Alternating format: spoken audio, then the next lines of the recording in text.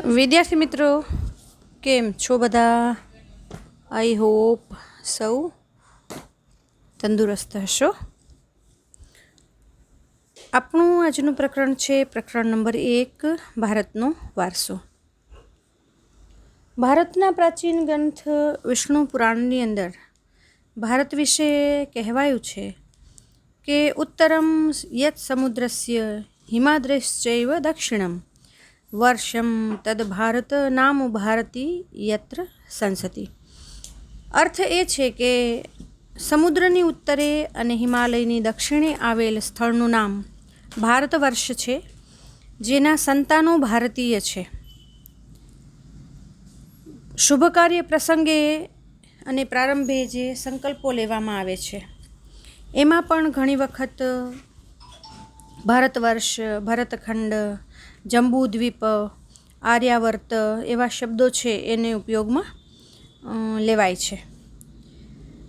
અને આપણે જાણીએ છીએ એમ અરબી સમુદ્ર, હિન્દ મહાસાગર અને બંગાળની ખાડી જેવા ત્રણ જળ સમૂહો છે, એની વચ્ચે અને ઉત્તરે હિમાલયની પવિત્ર શ્રેણીઓ છે.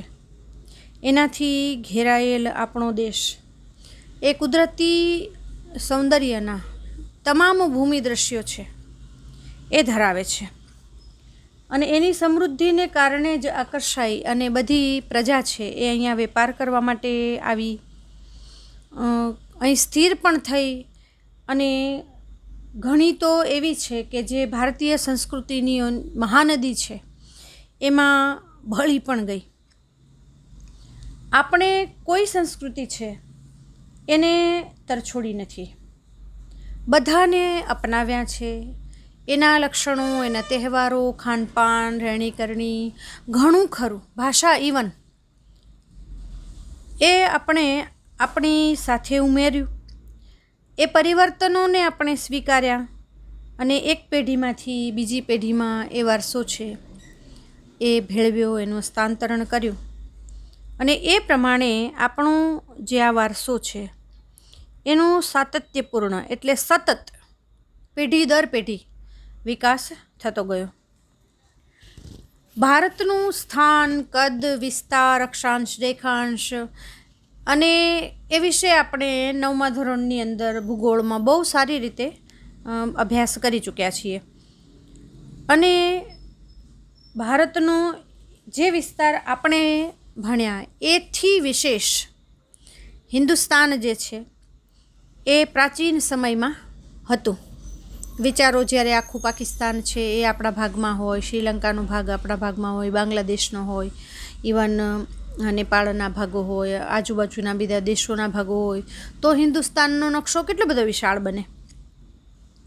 અને હાલમાં પણ આપણે વિસ્તારની દૃષ્ટિએ 7મા ક્રમે છીએ, પણ જનસંખ્યાની દૃષ્ટિએ થોડું આપણું નામ આગળ છે, બીજું સ્થાન ધરાવીએ છીએ. પણ આપણે આપણો જે વૈવિધ્યપૂર્ણ પ્રાચીન વારસો છે, જેનાથી આપણી સંસ્કૃતિ, આપણા ધર્મો જે ઘડાયું, જેનાથી આપણી જીવનશૈલી ઘડાઈ, એનો અભ્યાસ કરવાનો છે. ભારત ભૂમિએ આપણને જ નહીં, સમગ્ર વિશ્વને સમૃદ્ધ અને વિવિધતાસભર વારસો આપ્યો છે. ભારતીય સંસ્કૃતિ શાંતિપ્રિય છે અને વેપારી રહી છે.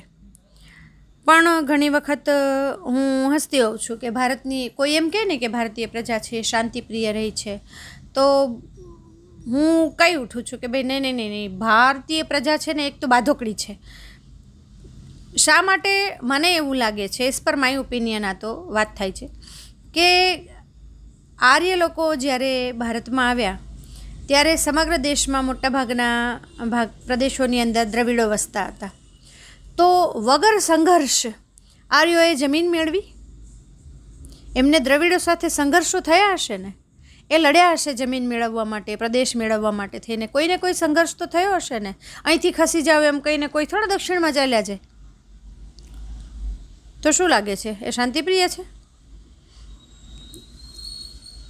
પણ હા, ખરેખર આપણે શાંતિપ્રિય રહ્યા છીએ. નાહકના યુદ્ધોમાં આપણે માનતા નથી. અને વેપારી તેઓ આપણી પ્રજા બહુ પહેલેથી છે કે જે આપણે જાણીએ છીએ મરી મસાલા તેજાનાથી લઈ અને કંઈ કેટલાય દેશોની અંદર આપણે ઊંટ દ્વારા અને બીજા અનેક એવા સાધનો દ્વારા છે જમીન માર્ગે જળ માર્ગે વેપાર કરવા માટે જતા. ભારતીય સંસ્કૃતિ છે એના 3 લક્ષણો સત્ય, ચિત્ત અને આનંદ, એટલે કે સચ્ચિદાનંદ, ઈશ્વરના સુંદર સ્વરૂપનું દર્શન, એનો અનુભવ એ પ્રાપ્ત થાય છે. અહીં આવીને ભિન્ન ભિન્ન સંસ્કૃતિઓ વસી એની સાથેનું આદાન પ્રદાન થયું અને આપણી સંસ્કૃતિ સમૃદ્ધ બની. આપણે અપનાવેલ અહિંસા અને શાંતિના મૂલ્યો છે એનો આજે વિશ્વ આખું સ્વીકાર કરે છે. એ રસ્તા ઉપર ચાલવાની કોશિશ કરે છે.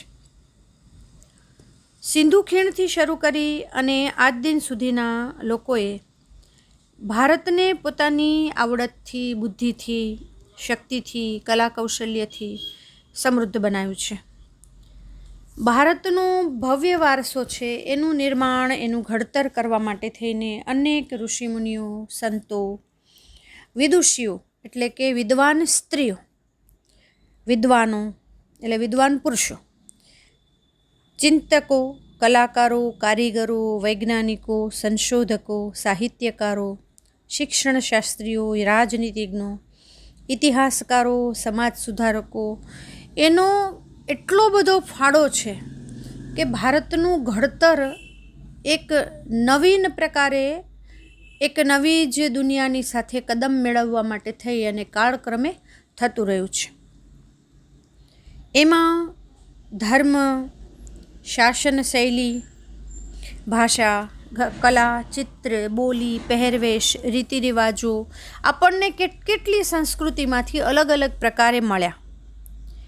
અને આમ આપણી ભાતીગળ સંસ્કૃતિ એટલે જમ્મુ કાશ્મીરથી લઈને કન્યાકુમારી જુઓ કે ગુજરાતથી લઈને અરુણાચલ પ્રદેશ સુધી જુઓ તો એકની એક વસ્તુ છે પણ અનેકાનેક પ્રકારે આપણને દ્રશ્યમાન થાય છે. અને આવી સરસ સંસ્કૃતિ છે વિશ્વના કોઈ પણ દેશો પાસે નથી. હવે આપણે સંસ્કૃતિ કરીએ છીએ પણ સંસ્કૃતિનો ખરો અર્થ શું? ઘણા કહેતા હોય ને આપણને, મને મારી સંસ્કૃતિ ઉપર ગર્વ છે, પણ પહેલાં એ સમજ સંસ્કૃતિ એટલે શું? જો સંસ્કૃતિ એટલે જીવન જીવવાની રીત. સમાજમાં કાળક્રમે જનજીવનમાં જે પરિવર્તન આવે, સુધારા વધારા આવે, સામાજિક નીતિ રીતિ દરેક સમાજની અલગ અલગ પ્રકારની હોય એ બધી ભળે અને પછી જે સંસ્કૃતિ બને, પછી જે જીવન જીવવાનું ધોરણ બને એને સંસ્કૃતિ કહેવાય. સંસ્કૃતિ એટલે માનવ મનનું ખેડાણ. આ બધી એની વ્યાખ્યાઓ છે. માનવ સમાજની ટેવો, મૂલ્યો, આચાર વિચાર, ધાર્મિક પરંપરા, રહેણી કરણી, જીવનને ઉચ્ચતમ ધ્યેય સુધી લઈ જતા આદર્શોનો સરવાળો એટલે સંસ્કૃતિ એમ કહી શકાય. તો તમને જ્યારે પૂછાય કે સંસ્કૃતિનો અર્થ સમજાવો તો આમાંનું મોટા ભાગનું આમ તો તમારે મોઢે કરવાનું જ છે બાય હાર્ટ. તો આ વિગત છે એ તમારે લખવી. ભારતીય સંસ્કૃતિનો વારસો, વારસામાં મળવું એટલે એક પેઢી દ્વારા બીજી પેઢીને મળતી જે કંઈ ચીજવસ્તુઓ, મૂલ્યો, ટેવો, પરંપરાઓ વગેરે વગેરે. વારસો એટલે આપણા પૂર્વજો તરફથી આપણને મળેલી અમૂલ્ય ભેટ. ભારતનો ઇતિહાસ તો હજારો વર્ષ પુરાણો છે અને આપણે જે પ્રતિજ્ઞા પત્ર વાંચીએ છીએ દૈનિક પ્રતિજ્ઞામાં, એમાં બોલીએ છીએ કે હું મારા દેશને ચાહું છું અને તેના સમૃદ્ધ અને વૈવિધ્યપૂર્ણ વારસાનું મને ગર્વ છે, એમ આપણે બોલીએ છીએ. આ સમૃદ્ધ વારસો એટલે ભારતનું સમગ્ર વિશ્વને પૂર્ણ માનવ જીવનના રહસ્યોનું પ્રદાન એમ કહી શકાય. એ ધર્મ થકી હોય, એ તહેવારો થકી હોય, એ જ્ઞાન થકી હોય કે બીજી કોઈ પણ રીતે હોય. ભારતના આ વારસાને આપણે બે વિભાગમાં વહેંચી શકીએ, એક પ્રાકૃતિક અને બીજો સાંસ્કૃતિક. મેં પહેલાં જ કહ્યું એમ કે ભારત એવી જગ્યાએ આવેલો છે કે જેની પાસે સમુદ્રો છે, મહાસાગરો છે, ખાડીઓ છે, રણ છે, ઊંચી ઊંચી ગિરિમાળાઓ છે, લાંબી મોટી નદીઓ છે, ઉચ્ચ પ્રદેશો છે, ગિરિમાળાઓ છે. લગભગ કોઈ ભૂમિ દ્રશ્ય એવું નથી કે જેનાથી ભારતને કુદરતે ન નવાજ્યું હોય, એને ગિફ્ટ ભેટ ના આપી હોય. તો એ બાબતે આપણે બહુ નસીબદાર છીએ.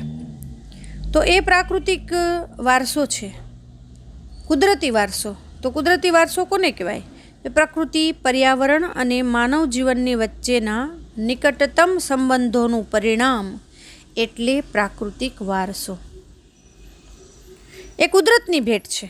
ઊંચા પર્વતો, નદીઓ, ઝરણા, સાગર, દરિયા કિનારા, મેદાનો, ખીણો, રણ, વૃક્ષો, વનસ્પતિ, જીવજંતુ, ઋતુઓ, પશુ પક્ષી, પ્રાણી, વિવિધ પ્રકારના ખડકો, ખનિજો, આ બધું કુદરતની ભેટ છે. અને એ આપણને યાદ કરાવે છે કે આપણે પ્રકૃતિથી જુદા નથી, આપણે પણ પ્રકૃતિનું સંતાન છીએ. પ્રકૃતિ જ આપણને આહાર, પાણી, શુદ્ધ વાયુ, નિવાસ આ બધી વ્યવસ્થા કરી આપે છે અને હજી પણ કરી આપવાનું એનું ચાલુ છે. પણ મનુષ્ય છે એના અવળા કર્મો, એની સજા કુદરતને ભોગવવી પડે છે. એટલે ક્યાંક ભૂકંપ આવે છે, ક્યાંક જ્વાળામુખી ફાટે છે, તો ક્યાંક જંગલોમાં આગ લાગી જાય છે. કારણ કે મનુષ્યના હાથ અને મનુષ્યની નજરો, મનુષ્યના પગ જ્યાં પહોંચ્યા છે ત્યાં જેમ જલમાં સ્થળ થઈ જાય ને, એમ આપણે નુકસાન કરતા. એ તો ઠીક કે હજી એવી પ્રક્રિયા છે કે કંઈક નવું ઉત્પન્ન થાય, પણ મનુષ્યો તો એમ જ માને છે કે પૃથ્વી માત્ર એમની જ છે. એટલે પ્રકૃતિની સાથે આપણો નાતો હવે સ્વિચની અંદર થઈ ગયો છે. હું એમ કહું છું, આપણને લાગે છે કે પંખાની સ્વિચ બંધ કરવાનો સમય આવી ગયો છે, તો બહાર શિયાળો છે, ઠંડી લાગે છે. એસી ઓન કરવાનો સમય આવી ગયો છે, મતલબ બહાર ઉનાળો છે. માણસ સ્વિચમાં જીવે છે. એને વસંત, વર્ષા, હેમંત, શિશિર એના પરિવર્તનો એને ઝટ દઈને નથી દેખાતા. એ મનુષ્ય એવો યાંત્રિક હવે થઈ ગયો છે. પણ કુદરત આપણને છોડતી નથી. એ કોઈને કોઈ રીતે આપણા ઉપર કૃપા કર્યા કરે છે. પ્રકૃતિનો આપણો વ્યવહાર શ્રદ્ધાપૂર્ણ હોવાના ઉદાહરણો પંચતંત્રની વાર્તાઓમાં, બૌદ્ધ ધર્મની જાતક કથાઓમાં એમાં મળે છે. આપણું લોકસંગીત, શાસ્ત્રીય સંગીતમાં એ ઋતુઓ, પ્રકૃતિ એની સાથેનો સંબંધ જોવા મળે છે. તો આપણા ગીતો, તહેવારો, કવિતાઓ, ચિત્રો એમાં પ્રકૃતિ અને ઋતુચક્રો છે એનું નિરૂપણ જોવા મળે છે. આપણી તો ઉપચાર પદ્ધતિ, આપણી દવાઓ એ પણ નિસર્ગોપચાર, નેચરોપથી, આયુર્વેદિક, યુનાની એ બધી કુદરત ઉપર જ આધારિત છે. કે ભારત છે અત્યારે બધા એમ કે વાયરસ છે, પણ વાયરસથી આપણે તો અજાણી પ્રજા છીએ જ નહીં. કારણ કે આપણે ત્યાં તો 3 મોસમો છે. શિયાળો છે, ઉનાળો છે, ચોમાસું છે. એક ઋતુમાંથી બીજી ઋતુમાં જ્યારે આપણે ચેન્જ થઈએ છીએ ત્યારે આપણને સામાન્ય એવો ક્યારેક શરદી, ખાંસી, ઉધરસ કે એ પ્રકારનો અનુભવ છે એ થાય જ છે. તો આપણે તો એનાથી ટેવાઈ ગયેલી પ્રજા છીએ. તો એ ચિકિત્સા પદ્ધતિ પણ આપણી કુદરતની સાથે જોડાયેલી છે. એમાં જો ડિટેલની અંદર જોઈએ તો કેટલા બધા ભૂમિ દ્રશ્યો ભારતની પાસે છે. હિમાલય એ ભૂમિ આકાર છે. ટેથિસ નામના સમુદ્રમાંથી એ ઉત્પન્ન થયેલી પર્વત શ્રેણીઓ છે. આપણે 9મા ધોરણમાં ભણી ગયા છીએ કે જ્યારે પર્વતોની પ્લેટો ટકરાણી એ સમયે ટેથિસ નામના સમુદ્રમાંથી હિમાલયનું સર્જન થયું છે. બાહ્ય હિમાલય, મધ્ય હિમાલય અને શિવાલિક શ્રેણીઓ છે એનો આપણે અભ્યાસ કર્યો છે. એ હિમાલયમાં અનેક પ્રકારની વનસ્પતિ, ખનિજો, પશુ પંખી, બરફથી છવાયેલા શિખરો, મોટી મોટી નદીઓ ત્યાંથી નીકળે છે જે 12 માસ પાણીઓથી સમૃદ્ધ રહે છે. ખીણમાં આવેલા, તરાઈમાં આવેલા જંગલો, યાત્રાધામો, અમરનાથ, બદ્રી, કેદાર, યમુનોત્રી, ગંગોત્રી અને ઉપરાંત કેટલા બધા પ્રકૃતિ ધામ જેવા સ્થળો, શિમલા હોય, મસૂરી હોય, દેહરાદૂન હોય, કોથરીદૂન હોય કે પાટલીદૂન હોય, આપણી પાસે કેટલી સુવિધાઓ છે.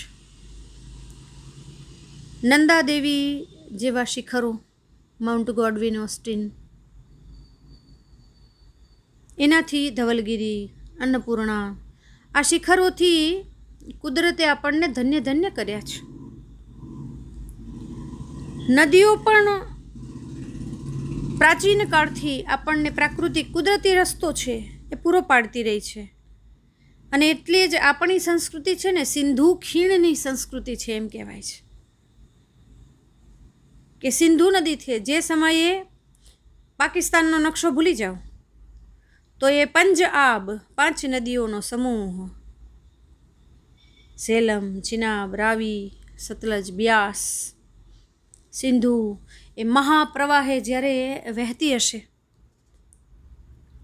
ત્યારે એ નદીના કિનારે આપણી સંસ્કૃતિ છે એ પાલન પોષણ પામી છે. પાલન પોષણ જ નથી પામી, આપણે ત્યાં એ નદીઓના જલ એટલા બધા પવિત્ર ગણાય છે કે એ નદીનું નામ આજે પણ આપણે ભગવાનને સ્નાન કરાવીએ ને એની અંદર પણ એ પવિત્ર નદીઓ છે ને એને આપણે વણી લીધી છે. આપણા વર્તન વ્યવહારોની અંદર, આપણી ધાર્મિક અનુષ્ઠાનોની અંદર આપણે એ લોકમાતા, ખરેખર માતાની જગ્યાએ એને સ્થાન આપ્યું છે.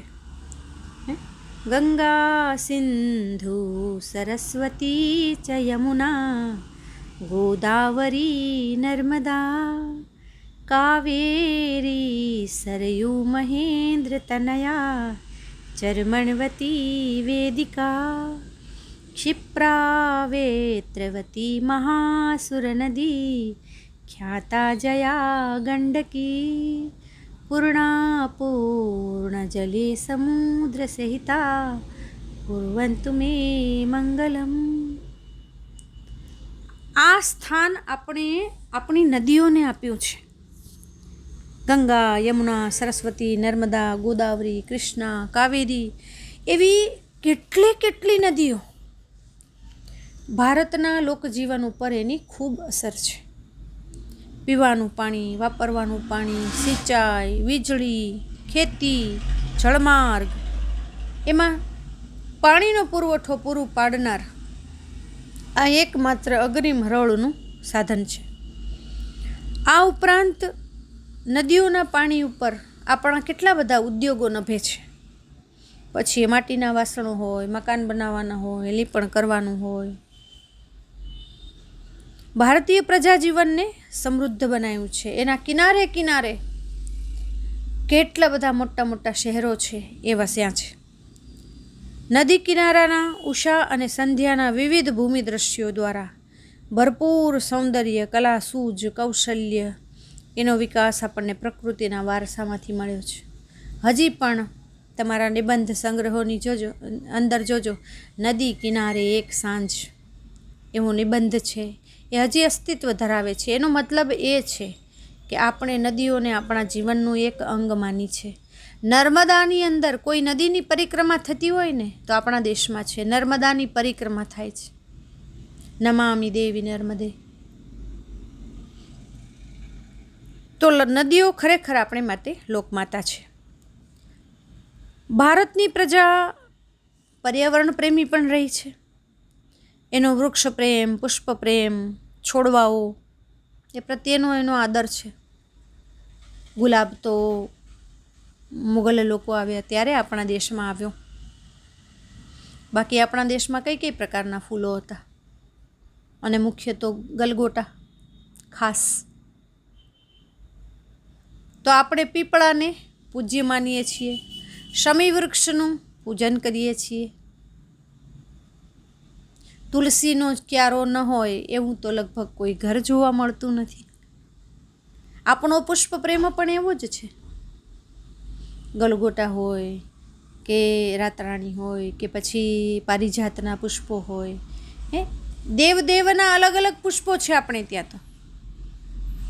કે ગણપતિજીને જાસૂદનું ફૂલ પ્રિય છે, કે કોઈને આ ફૂલ પ્રિય છે, કોઈને સફેદ ફૂલો પ્રિય છે, કોઈને પીળા ફૂલો પ્રિય છે. તો આપણો એના પ્રત્યેનો આદર એ સૂચવે છે. માણસ, પ્રાણી, પશુ, પક્ષી એ વનસ્પતિની ઉપર તો જીવે છે. વડ, પીપળો, તુલસી આપણે એની પૂજા કરીએ છીએ. વટ સાવિત્રી વ્રતમાં વડની પૂજા લેડીઝ છે કરે છે, સ્ત્રીઓ કરે છે. અનાજ, કઠોળ, તેલીબિયાના છોડ, ધન ધાન્યથી લહેરાતા ખેતરો, વન સમૃદ્ધિથી ભરેલા જંગલો અને ઔષધિઓ માટે ઉપયોગી છોડવાઓ આપણા અતિ પ્રાચીન કાળથી આપણા જીવનને સમૃદ્ધ બનાવતા રહ્યા છે. તમે ગયા વર્ષે પણ ભણી ગયા છો કે આપણી ઔષધિઓ કઈ પ્રકારે કામમાં આવે છે. હાઈ બીપી હોય, ત્વચાના રોગો હોય, વાળના રોગો હોય કે પેટના રોગો હોય, આંખના રોગો હોય, તો કઈ પ્રકારે કઈ ઔષધિઓ છે એ ઉપયોગમાં આવે છે. આપણે ડિટેલમાં જોયું હતું. એ હરડે, આંબળા, બેહડા, કુંવારપાઠું, અરડુસી, લીમડો, મોગરો, ગુલાબ, કમળ, ડમરો, સૂરજમુખી, ચંપો, નિશિગંધા, જુઈ. તો આ બધાનાથી આપણું જીવન સુંદર, સુવાસિત, નિરામય એટલે કે તંદુરસ્ત, સમૃદ્ધ બન્યું છે. તો આપણે પશુઓને કેમ મૂકી શકીએ? આપણે પ્રકૃતિ પ્રેમી હોવાની સાથે પ્રાણી પ્રેમીએ છીએ. વાઘ, સિંહ, હાથી, ગેંડો, શિયાળ, રીંછ, હરણ, રોજ, સાબર, સસલા, અજગર, સાપ, નાગ, નોળિયા, ઘો, શાહુડી, આ તો હજી થોડા નામ છે. એવા તો અનેક જીવો છે. અને પાછા આપણે ત્યાં તો દેવતાઓને દેવીઓને પોતપોતાના વાહનો આ પ્રાણીઓ જ છે. ગણપતિજી પાસે ઉંદર, મૂષકરાજ છે. તો માતાજી છે એ કોઈ સિંહ ઉપર આવે છે, તો કોઈ વાઘ ઉપર આવે છે. કઈ પ્રકારના આપણે વાહનો છે. સરસ્વતી દેવી છે તો મોર એમનું વાહન છે, કોઈનું વાહન મગર છે. તો આપણે પશુઓને પણ એવું પવિત્ર સ્થાન છે એ આપ્યું છે. વિશ્વમાં એશિયાઈ સિંહો માત્ર ગુજરાતના ગીરના જંગલોમાં જ જોવા મળે છે. આપણી ધાર્મિક માન્યતાઓમાં એ વાઘ, મોર, મગર, ગરુડ, દેવદેવીઓ એ ભગવાન વિષ્ણુનું ગરુડ છે વાહન. રાષ્ટ્રમુદ્રામાં પણ આપણે પ્રાણીઓને સ્થાન આપ્યું છે. 4 સિંહોની આકૃતિ, હાથી, બળદની આકૃતિ સાથે મૂકીને, અને વન્યજીવોની સુરક્ષા માટે લગભગ 500ની ઉપર આમ તો થઈ ગયા હશે કદાચ, એટલા બધા અભયારણ્યો, રાષ્ટ્રીય ઉદ્યાનો આપણે બનાવ્યા છે.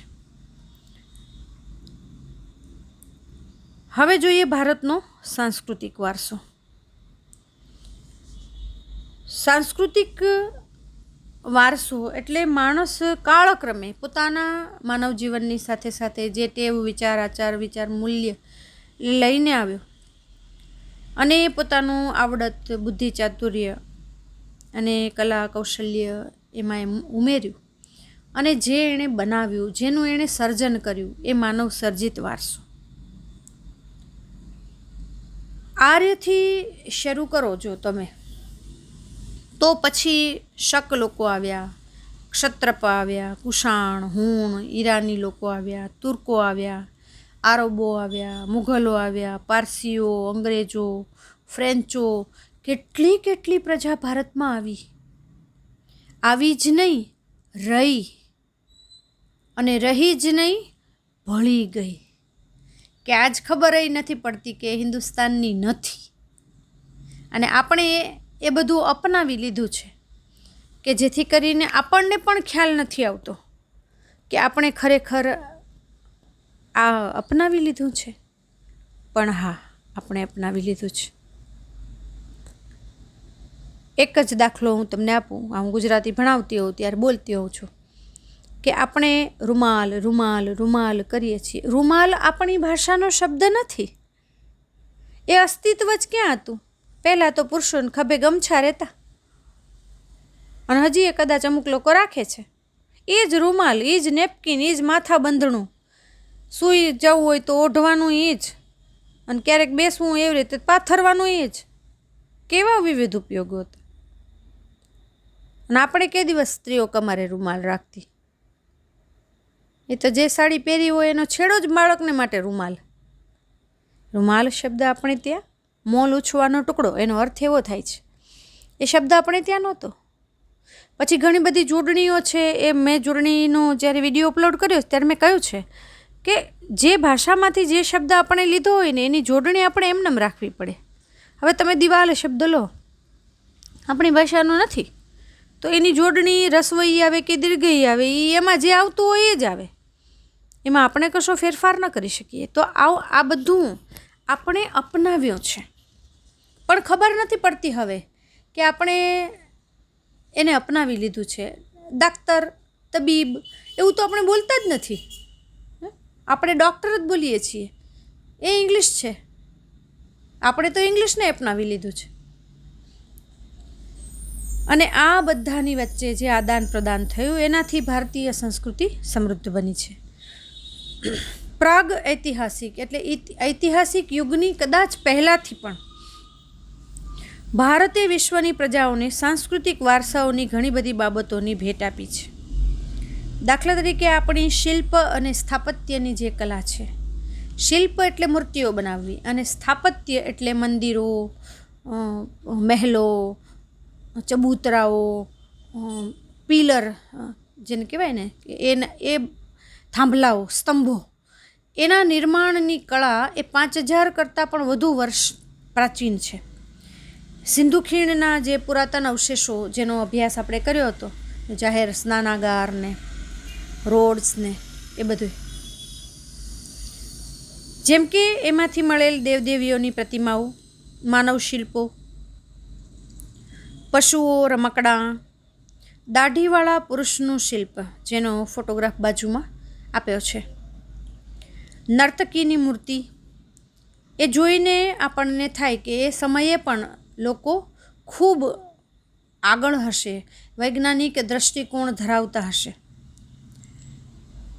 આ જ ક્રમમાં મૌર્ય યુગની ઊંધા કમળની આકૃતિ ઉપર સિંહ અને વૃષભ, બળદ, એનું શિલ્પ, બુદ્ધની પ્રજ્ઞા પારમિતાનું શિલ્પ, સારનાથની ધર્મચક્ર પ્રવર્તનવાળી મહાત્મા ગૌતમ બુદ્ધની પ્રતિમા, અને તે પછીના કાલખંડની જૈન તીર્થંકરોની પ્રતિમાઓ, રાષ્ટ્રકૂટ રાજાઓના સમયની ઇલોરાની ગુફાઓ. જો આપણે આ બધું જોવા જઈએ ને તો ખરેખર આપણને ખ્યાલ આવે કે આપણો વારસો છે એ કેટલો આદરવાળો અને કેટલો આગળ વિચારવાવાળો, કેટલી કલા સમૃદ્ધિઓ એમાં ભરેલી હશે એનો ખ્યાલ આપણને આવી શકે. લોકો અજંતા અને ઇલોરા અને એની ગુફાઓ જોવા જતા હોય છે, પણ જ્યાં સુધી એના જાણકાર લોકો તમારી સાથે ન હોય ને ત્યાં સુધી તમે એ ગુફાઓને સમજી શકો નહીં. એ વાત હું સંપૂર્ણતઃ સત્ય તમને કહી શકું છું. હું કહું છું ઘણી વખત બાળકોને કે તમે અજંતા ઇલોરાની ગુફાઓ જોવા માટે જાઓ, તમે કૈલાસ મંદિર જુઓ, પણ એ તમે માત્ર પથ્થરોનું દર્શન કરો છો. હકીકત શું છે? એ મંદિર ઉપરથી નીચે બનેલું છે. જનરલી ઇમારત કેમ બને? નીચેથી ઉપર. ના, એ ઉપરથી નીચે બનેલું મંદિર છે. એક પથ્થરમાંથી પહેલાં શિખર અને પછી નીચે ઓટલા ગર્ભગૃહ બનેલા છે. એમ સીધી રીતે તમને ખ્યાલ ના આવે, જેવું તમને ચિત્રકલાની ચોપડીમાં દેખાતું હોય એટલું તો તમને આમ નજર સામે હોય તો તમે મેકઆઉટ ન કરી શકો હું કૈલાસ મંદિરની સામે ઊભી છું.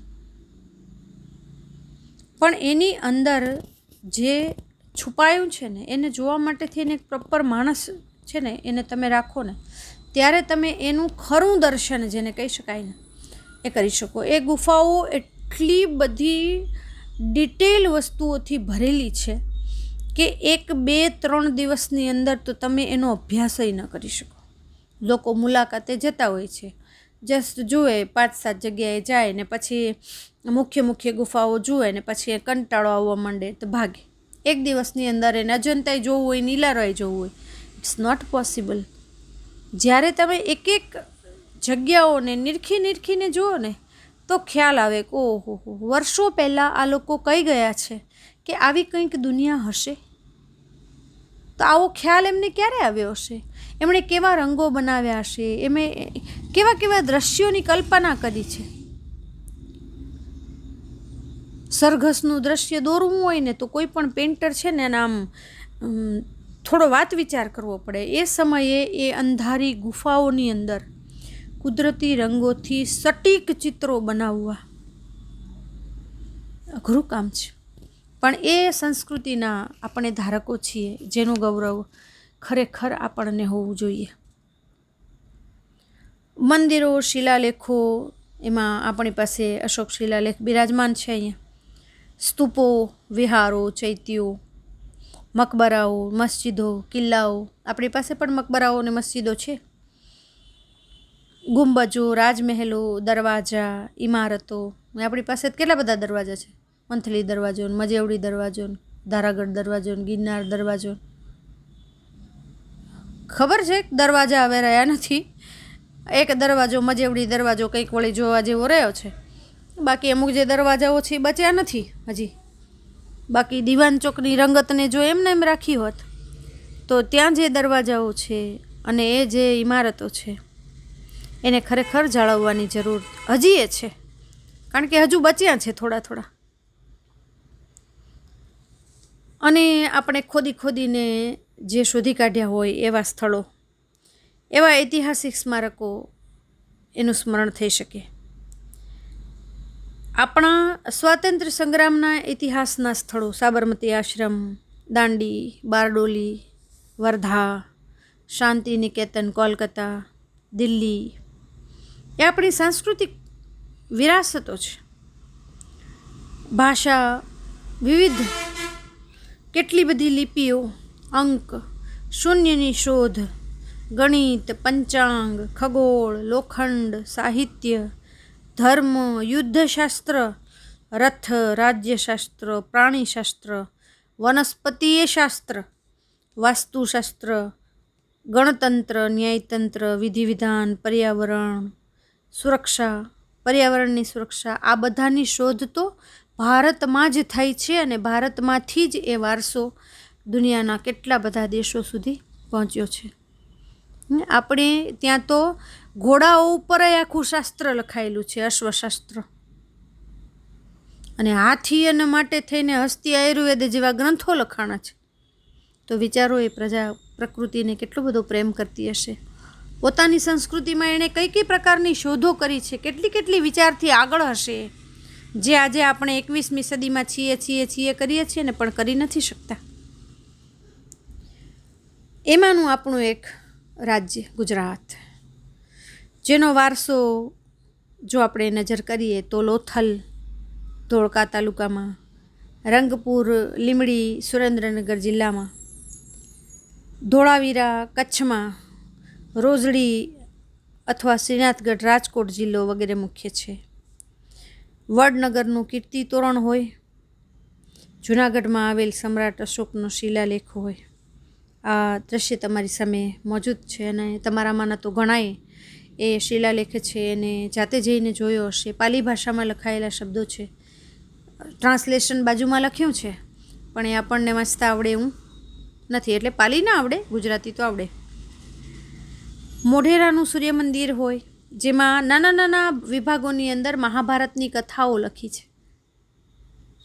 પણ મેં તમને કહ્યું ને કે આવા સ્થળોની મુલાકાત એવી વ્યક્તિઓની સાથે લેવી જોઈએ કે જ્યારે એને એમાં કંઈક ખબર પડતી હોય, એ તમને બતાવી શકે કે આમાં આ પ્રકારનું કંઈક કહેવા માગે છે. અધરવાઇઝ તો તમને પથ્થરની પુતળીઓ સિવાય કંઈ ખબર પડે નહીં એમાં. મોઢેરાનું સૂર્ય મંદિર, ચાંપાનેરનો દરવાજો, સિદ્ધપુરનો રુદ્રમહાલ, વિરમગામનું મુનસર તળાવ, અમદાવાદની જામા મસ્જિદ, ઝૂલતા મિનારા, સીદી સૈયદની જાળી, હઠીસિંગના દેરા, પાટણનું સહસ્ત્રલિંગ તળાવ, વડોદરાનો રાજમહેલ, જૂનાગઢનો મહાબત ખાનજીનો મકબરો, નવસારીની પારસી અગિયારી, આ આપણે ત્યાંના જોવાલાયક સ્થળો છે. ધાર્મિક મહત્ત્વ પણ ગુજરાતનું ઓછું નથી. એમાં દ્વારકાધીશ મંદિર, જગતગુરુ શંકરાચાર્યની શારદા પીઠ, 12 જ્યોતિર્લિંગોમાંનું પહેલું વહેલું સૌરાષ્ટ્રે શ્રી સોમનાથમ, સૌ પ્રથમ જ્યોતિર્લિંગ સોમનાથ. ઉત્તર ગુજરાતમાં અંબાજી, બહુચરાજી, મહાકાળી માતાજી, પાવાગઢ, મીરાદાતાર, જૈન તીર્થ પાલિતાણા, રણછોડરાયજી મંદિર ડાકોર, શામળાજી, આ તીર્થ સ્થાનોનું બહુ મહત્ત્વ છે. અને પ્રવાસનલક્ષી સ્થળોમાં તમે જુઓ તો પોળો, વિજયનગર, સાબરકાંઠા જિલ્લાની અંદર પોલો ફોરેસ્ટ છે. એ જંગલ વિસ્તાર છે અને કુદરતી સૌંદર્યથી ભરપૂર વિસ્તાર છે. તો પતંગ ઉત્સવ અમદાવાદ, કાંકરિયા કાર્નિવલ એ પણ જાણીતો છે. તાના રીરી મહોત્સવ, જે તાના અને રીરી બે બહેનો હતી અને કહેવાય છે કે સમ્રાટ તાનસેનને બાદશાહે હુકમ કર્યો કે તમે દીપક રાગ ગાઓ અને દીવા પ્રગટાવો. તો કે મહારાજ દીપક રાગ ગાઉં, દીવા પ્રગટાવું, પછી મારા શરીરે આગ લાગશે, કોઈ મલ્હાર ગાવાવાળું છે નહીં, આ કેમ થશે? તો કે નહીં, તમે દીપક રાગ ગાઓ, નહીંતર માનું નહીં. કે એમણે દીપક રાગ ગાયો અને કહેવાય છે કે દીવાઓ પ્રગટ્યા, પણ તાનસેનને શરીરે, હૃદયે જે આગ લાગી એને એ બુઝાવવા માટે નીકળી પડ્યા. અને એવું કહેવાય છે કે આ બંને બહેનો છે એને ગાતા સાંભળીને તાનસેનને થયું કે આ બંને બહેનો કદાચ મારી મદદ કરી શકે. રિક્વેસ્ટ કરી કે ભાઈ તમે મહેરબાની કરીને જો મલ્હાર ગાઓ તો મારી દીપક રાગની જે આગ છે, મારી તપન છે એ બુઝાઈ શકે. એમણે મલ્હાર ગાયો. વરસાદના અમૃત વર્ષાથી એમની જે શરીરની, મનની આગ છે એ શાંત થઈ. અને બાદશાહને થયું કે આવા કલાકારો તો મારી પાસે હોવા જોઈએ. પણ એ સમય હતો એવો, અને એવું કહેવાય છે કે બાદશાહની પાસે જો આપણે જઈશું તો એ આપણને નુકસાન પહોંચાડશે. એટલે બંને બહેનોએ આત્મહત્યા કરી લેવાનું પસંદ કર્યું. એટલે એમની યાદમાં આજે પણ તાનારીરી મહોત્સવ ઉજવાય છે. ઉત્તરાર્ધ નૃત્ય મહોત્સવ, દુનિયાભરમાંથી શ્રેષ્ઠ કલાકારો પોતાની નૃત્ય પ્રસ્તુતિ છે કરવા માટે થઈને આવે છે મોઢેરાના રંગમંડપમાં, એના આંગણાની અંદર. રણોત્સવ કચ્છ, એનોય સમાવેશ થાય છે. જૈન પ્રવાસન સ્થળો અને બૌદ્ધ પ્રવાસન સ્થળોમાં વડનગર, તારંગા, ખંભાલીડા, જૂનાગઢ, શામળાજી, કોટેશ્વર, તળાજા, ઢાંક, ઝઘડિયા, એમાં બૌદ્ધ અને જૈન બંને ગુફાઓ જોવા મળે છે. કેટલાક ચૈત્યો છે, કેટલાક વિહારો છે, ક્યાંક મઠ છે, એના અવશેષો હવે જોવા મળે છે. ગુજરાતની અંદર વિવિધ પ્રકારના મેળાઓ ભરાય છે, જેની વિગતો આખા ટેબલ પ્રમાણે આપેલી છે. તમને ક્યારેક એક વાક્યના પ્રશ્નમાં, ક્યારેક ખાલી જગ્યામાં, ક્યારેક એવી રીતે પૂછાઈ જાય છે. એમાં મોઢેરાનો મેળો એ શ્રાવણ વદ અમાસ, બહુચરાજીનો મેળો ચૈત્ર સુદ પૂનમ, શામળાજી કાળિયા ઠાકોરજીનો મેળો એ કાર્તિક સુદ 11થી પૂનમ, ભાદરવી પૂનમ અંબાજી, ભાદરવા સુદ પૂનમ ને દિવસે આયોજિત થાય છે. અને બધા ચાલીને જતા હોય છે. ત્યાં ભવનાથમાં મહિનાની વદ નોમથી 12 સુધી, તરણેતર એટલે કે ત્રિનેત્રેશ્વર મહાદેવ સુરેન્દ્રનગર એ ભાદરવા સુદ 4થી 6 સુધી. ભડિયાદનો મેળો, ભડિયાદ અમદાવાદમાં, જે રજબ માસ છે, રજબ મહિનો છે, એની તારીખ 9, 10 અને 11માં યોજાય છે. નકલંગનો મેળો કોળિયાક ભાવનગરમાં ભાદરવા વદ અમાસે. માધવપુરનો મેળો ચૈત્ર સુદ નોમથી 13 સુધી. વૌઠાનો મેળો ધોળકા અમદાવાદમાં કારતક સુદ પૂનમ. અને કહેવાય છે કે વૌઠાનો મેળો છે એ તો પેલા ગધેડા અને બધા ઊંટ ને બધા પ્રાણીઓના વેચાણ માટે થઈને પણ વધુ ફેમસ છે. મીરા દાતારનો મેળો ઉનાવા મહેસાણામાં રજબ માસની 16થી 22 તારીખ સુધી, ડાંગ દરબાર આહવા ડાંગમાં ફાગણ સુદ પૂનમે ભરાય છે હોળી ઉપર. ગોળ ગધેડાનો જે મેળો છે એ ગરબાડા દાહોદમાં હોળી પછીના 5મા કે 7મા દિવસે આદિવાસીઓ છે એ મનાવે છે. કાર્તિકી પૂર્ણિમાનો મેળો સોમનાથ ગીરમાં મળે છે દિવાળી પછી પ્રથમ પૂર્ણિમાએ. એ કાર્તિક સુદ પૂનમે ભરાય છે. ભાંગુરિયાનો મેળો છે એ કવાંટ છોટા ઉદેપુરમાં હોળીથી રંગપંચમી સુધી 5 દિવસ સુધી એ મેળો છે એ ચાલે છે. તો ભારતની અંદર કેટલી બધી પ્રજા છે એણે વસવાટ કર્યો, પોતાના જે સંસ્કૃતિના લક્ષણો છે એ એકબીજાની સાથે ભેળવ્યા, એકબીજાની સાથે રહ્યા, અને એ ભળતા ભળતા એ પ્રજા જાણે આ જ દેશની હોય એવી થઈ ગઈ. તો ભારત ભૂમિ એના અને એના લોકો છે એના વિશે પણ થોડો પરિચય છે મેળવી લઈએ. કહેવાય છે કે આદિમાનવો છે પૂર્વે દક્ષિણ આફ્રિકાની અંદર ઉત્પન્ન થયા એવું માનવામાં આવે છે.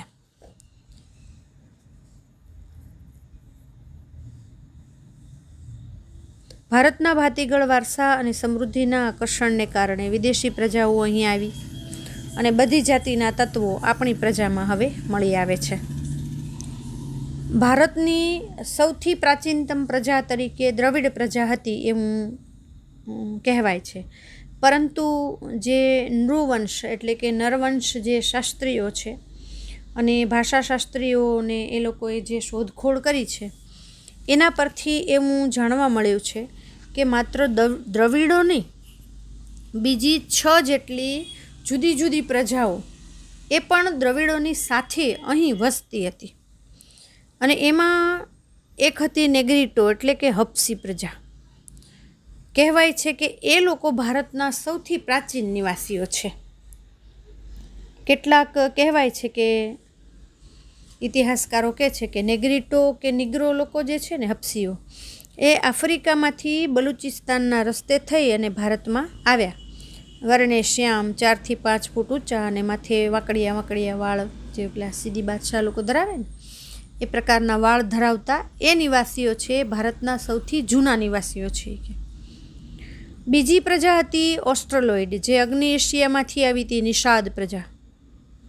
રંગે શ્યામ, લાંબુ પોળું માથું, ટૂંકું કદ, ચપટું નાક. અને આર્ય લોકો જ્યારે આવ્યા ને ત્યારે એ આ પ્રજાને જોઈને એને નિષાદ કહેતા. ભીલ પ્રજા માટે આ શબ્દ હતો. એટલે ભારતની જે કોલ જાતિ, મુંડા જાતિ, પછી આસામને ત્યાં જે ખાસી, ગારો, જૈંતિયા જે વસે છે, નિકોબાર બ્રહ્મદેશમાં આ પ્રજાના લક્ષણો છે એ પૂર્વ તરફ વસેલી એમાં વધારે જોવા મળે છે. ભારતની સંસ્કૃતિ અને સભ્યતાના વિકાસની અંદર એ પ્રજા છે એ બહુ આગળ પડતી હતી. કારણ કે માટીના વાસણો બનાવવા, ખેતી કરવી, સુતરાઉ કાપડ એને વણવું, એ બધું આવડતું એ સમયે. અને અજીબ ધાર્મિક માન્યતાઓ છે એમની હતી એ જે તે સમયે, અને હજી પણ છે. દ્રવિડોને કહેવામાં આવે છે કે એ લોકો સિંધુ સંસ્કૃતિના સર્જકો હતા. મોહેન્જો દડોની, મરેલાઓનો ટેકરો મોહેન્જો દડો એટલે પાષાણ યુગની સંસ્કૃતિના સીધા વારસદાર હતા. ઉત્તરમાંથી આવેલી વિવિધ પ્રજાની ભાષા અને સાંસ્કૃતિક લક્ષણો છે એ ટકી રહ્યા. અને આ લોકો જે સમય અંતરે અહીં આવ્યા પછી દ્રવિડ એમ કહેવાયા. દ્રવિડોએ આપણા દેશમાં માતા રૂપે દેવી એટલે કે પાર્વતી અને પિતૃ રૂપે પરમાત્મા એટલે શિવની પૂજા એની સમજ આપી.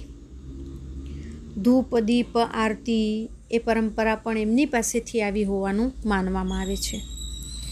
પ્રકૃતિ પૂજા, પશુ પૂજા એ પણ દ્રવિડોની ભેટ છે. કારણ કે આર્ય સંસ્કૃતિ તો શું માને છે? ઈશ્વર નિરાકાર છે. એટલે માત્ર કોઈ પણ જાતની તસવીર, એની કંઈક મૂર્તિની કોઈ જરૂર નથી. પ્રાર્થના કરો એના માટે થઈને કોઈ આકાર પ્રકાર હોવો જોઈએ, છબી હોવી જરૂરી નથી. ઈશ્વરનું એવું કોઈ સ્વરૂપ જ નથી. આર્ય સંસ્કૃતિના લક્ષણોમાં તો એમ જ કહેવામાં આવે છે. દ્રવિડોએ આપણને મૂર્તિઓની સમજ આપી. દ્રવિડોના મૂળ દેવો આર્યોએ સ્વીકારી લીધા અને સંસ્કૃતિના દેવો તરીકે પોતાની સંસ્કૃતિમાં એ દેવોને એણે અપનાવ્યા અને આર્ય લોકોએ પછી એને ફરીથી સ્થાપિત કર્યા. સમય જતાં ઉત્તરના પ્રચંડ પ્રભાવમાં એ આર્ય પ્રજા એટલી બધી વધી ગઈ અને પછી તો દ્રવિડો સાથે આર્યોના આંતરજ્ઞાતીય લગ્નો થયા, સંબંધો વધ્યા. પણ દ્રવિડોની અંદર માતૃમૂલક કુટુંબ પ્રથા હતી અને હજી પણ છે. ઘણા બધા જે ફેમિલીઝ છે એમાં માતાનો વારસો દીકરીને મળે, દીકરીનો એની દીકરીને મળે, દીકરાઓને ન મળે.